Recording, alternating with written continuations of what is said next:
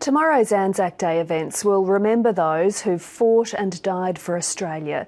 But there's a growing number of soldiers losing the mental battle against the traumas of war. Support groups say 13 have died so far this year.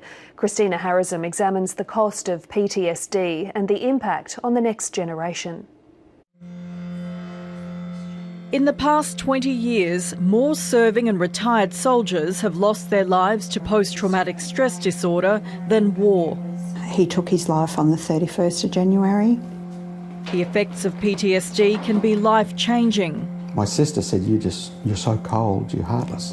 I get the shakes. I can't sleep at night. And wide-reaching. I have nightmares of when my dad used to lose his temper and I'd hear the smashing, the banging and things breaking, and then I'd see the bruises on my brother. And there are calls for changes to the way sufferers are treated during and after their military careers. We really need something comprehensive and broad to deal with what is a problem that we're aware of. 24-year-old Sean Jenkins was one of the disorder's most recent victims. His mother says what he saw in Afghanistan in 7 months changed him. He was a lot more quiet, a lot more distant, a little bit moody.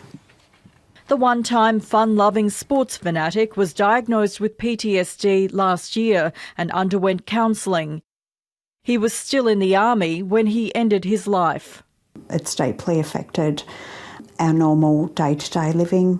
We'll never be the same people that we were before. It affects your whole family, your wife, your children. Dave Morgan is battling his demons 45 years after he was deployed.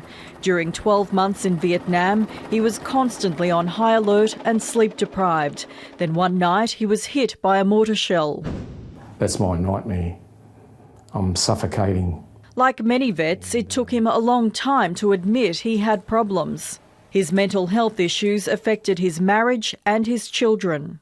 I became overprotective with my children, and when they grew up, they went out into the big wide world and they struggled. Daryl Shipp is Queensland's secretary of the Vietnam Veterans Association and a PTSD sufferer. Got blown up by a grenade myself, drowned in Vietnam. When we got hit on the wire, I was brought back to life by one of my friends. When he returned home, he struggled to develop an emotional connection with anyone, including his first wife and sons. How do you feel about that? I don't have a feeling. I don't feel.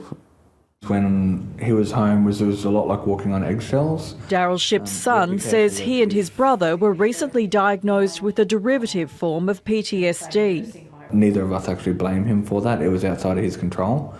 But it's something which is possibly going to keep flowing on as well. The federal government started offering free, unlimited counselling services to veterans and their families a decade ago. Last year it spent $180 million and says it's open to investing more if needed. It's an issue which is at the forefront of what the government and the Department of Veterans Affairs is looking at the moment to make sure that we have got the right policies and practices in place. PTSD expert Dr Andrew Koo says the stigma of weakness and the fear of being discharged are preventing another generation of soldiers asking for help. Just because you've had PTSD doesn't mean you're useless and you are now unrehabilitatable. That is not true. Sean Jenkins got help early, but his mother says the Army needed to better prepare him for what he would face. The statistics are speaking for themselves. Kristina Harazim, ABC News. And if you or someone you know is experiencing distress, please contact Lifeline on 13 11 14, or you can contact Beyond Blue on 1300 22 4636.